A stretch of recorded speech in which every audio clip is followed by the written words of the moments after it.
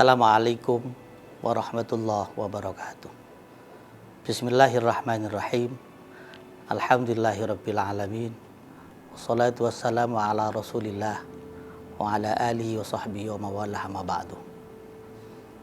Yang saya hormati para pendengar penggemar yang dirahmati Allah Subhanahu wa taala. Allah Subhanahu wa taala menyampaikan dalam satu statement ayatnya dalam surat At-Tahrim ayat 6. A'udzubillahi minasyaitonirrajim. Bismillahirrahmanirrahim. Ya ayyuhalladzina amanu. Wahai orang-orang yang beriman. Ku anfusakum, jagalah dirimu. Wa ahlikum, dan keluargamu. Naro, dijaga agar supaya terhindar dari sentuhan api neraka. Yang api neraka itu kata Allah dalam Al-Quran, waquduhan nasu wal hijarah. Bahan bakarnya terdiri dari annas, manusia, wal hijarah, dan batu. Bukan hanya itu kata Allah, alaiha malaikatun giladun syidad. Neraka itu dijaga oleh malaikat yang ganas, kekar, menakutkan. Tapi kendati pun demikian, la ya'sunallaha ma amarahum. Mereka tidak pernah ingkar terhadap apa yang diinstruksikan oleh Allah Subhanahu wa taala, bahkan wa yaf'aluna ma yu'marun. Mereka selalu senantiasa melaksanakan apa yang diinstruksikan oleh Allah Subhanahu wa taala. Para pendengar yang dirahmati Allah Subhanahu wa taala, dalam rangka mengantisipasi kita, keluarga kita, suami kita, istri kita, lingkungan kita, agar supaya terhindar dari sentuhan api neraka, marilah kita audensi kepada Allah Subhanahu wa taala lewat gerakan salat. Salat inilah oleh Rasulullah dalam perjalanan Isra wal Mi'raj. Salat kalau kita tinjau dari ilmu bahasa, Profesor Dr. Wahbah Az-Zuhaili dalam sebuah referensi fikihnya ialah ad-du'a'u, doa, permohonan kita kepada Allah Subhanahu wa taala. Inna sholati, sesungguhnya salat saya. Inna sholati wa nusuki, dan ibadah saya ya Allah. Wa mahyaya, hidup saya ya Allah. Bahkan wa mamati, mati saya ya Allah.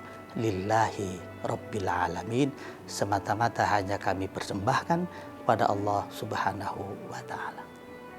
Tapi kalau salat itu kita tinjau dari aspek istilahi, secara syar'i ialah aqwalun wa af'alun muftatahatun bitakbir wa mukhtatamatun bitaslim, ucapan dan gerakan yang diawali dengan takbir lalu diakhiri dengan salam ke kanan dan ke kiri, tentunya dengan berbagai macam syarat dan rukun yang warid dari Rasulullah Muhammad sallallahu alaihi wasallam.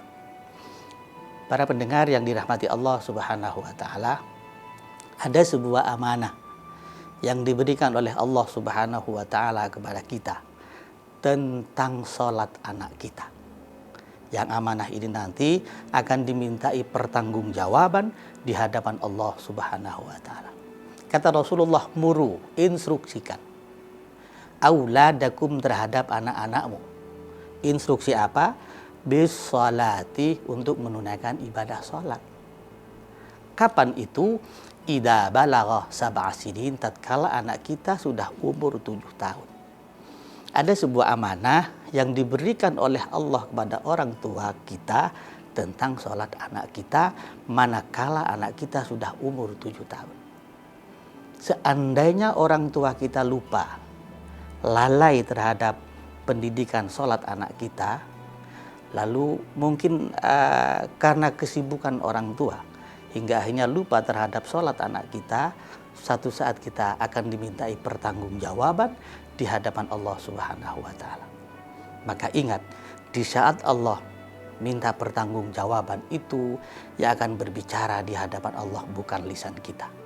Al-Quran, al-yawma nakhtimu ala afwahihim wa tukallimuna aydihim wa tashhadu arjuluhum bima kanu yaksibun. Al-yawma, saat ini, detik ini, nakhtimu ala afwahihim, lisan kita dikunci oleh Allah. Karena lisan dikunci oleh Allah, maka lisan tidak akan bisa berbicara di hadapan Allah, apalagi berbicara bohong. Siapa yang berbicara? Wa tukallimuna aydihim, yang berbicara di hadapan Allah adalah tangan-tangan kita. Siapa saksinya?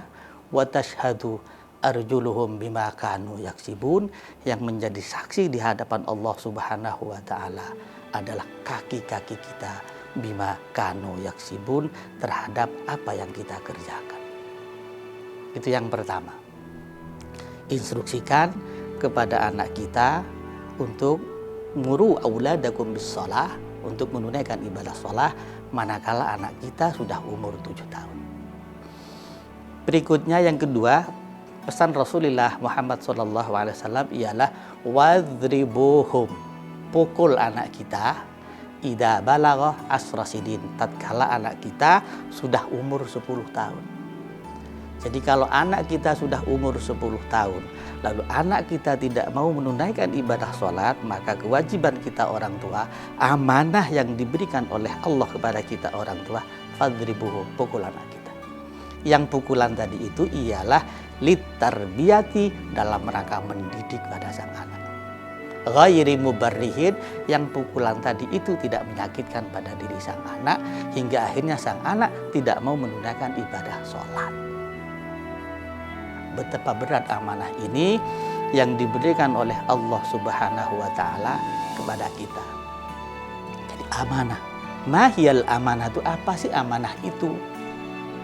Profesor Dr. Ibnu Abbas, beliau menulis dalam sebuah referensi tafsirnya, Tafsir Al-Mikbas, amanah itu ialah al-faraidul lati farradahallahu ta'ala ala ibadi. Kewajiban-kewajiban, ketetapan-ketetapan yang ditetapkan, yang telah diwajibkan oleh Allah Subhanahu wa taala ala ibadihi, terhadap hambanya. Contoh, kewajiban menunaikan ibadah sholat, kewajiban menunaikan ibadah puasa, kewajiban untuk menunaikan ibadah haji bagi yang mampu, farradahallahu, yang sudah ditetapkan oleh Allah Subhanahu wa taala ala ibadihi, terhadap hambanya. Berat amanah. Saking beratnya amanah ini, Allah pernah menawarkan amanah ini pada langit, bumi dan gunung. Inna aradnal amana 'alas samawati wal ardi wal jibal. Langit, bumi dan gunung semua ditawarkan oleh Allah tentang amanah. Fa'abaina yahminaha wa asfaqna minha. Mereka menolak pada Allah Subhanahu wa taala karena beratnya amanah yang nantinya akan dipertanggungjawabkan di hadapan Allah Subhanahu wa taala. Karena langit, bumi, gunung menolak pada Allah Subhanahu wa taala, hingga akhirnya Allah menawarkan ini, amanah ini kepada manusia. Wa hamalahal insan, hingga akhirnya manusia mau menerima amanah ini. Al-insan di sini ialah Nabiullah Adam. Kata Nabiullah Adam, ya Allah, kalau kami siap menerima amanah ini, konsekuensinya apa? In ahsanta, kalau engkau mampu berbuat baik dengan amanah ini, maka juzita, engkau akan saya beri pahala. Tapi sebaliknya, wa in asa'ta, jika engkau tidak mampu berbuat baik dengan amanah ini, uqibta, engkau akan kami siksa. Yang terakhir, pesan Rasulullah Muhammad SAW, wa farriquhum fil madaji, pisah tempat tidurnya antara bapak, ibu dan anaknya manakala anak kita sudah umur 10 tahun. Menurut hemat kami, manakala anak kita sudah umur 7 tahun, kalau memang memungkinkan, pisah tempat tidurnya antara bapak dan ibunya. Semoga kajian singkat ini bermanfaat bagi diri pribadi dan bagi para pendengar. Kurang lebihnya mohon maaf. Wallahul muwaffiq ila aqwamit thoriq. Wassalamualaikum warahmatullahi wabarakatuh.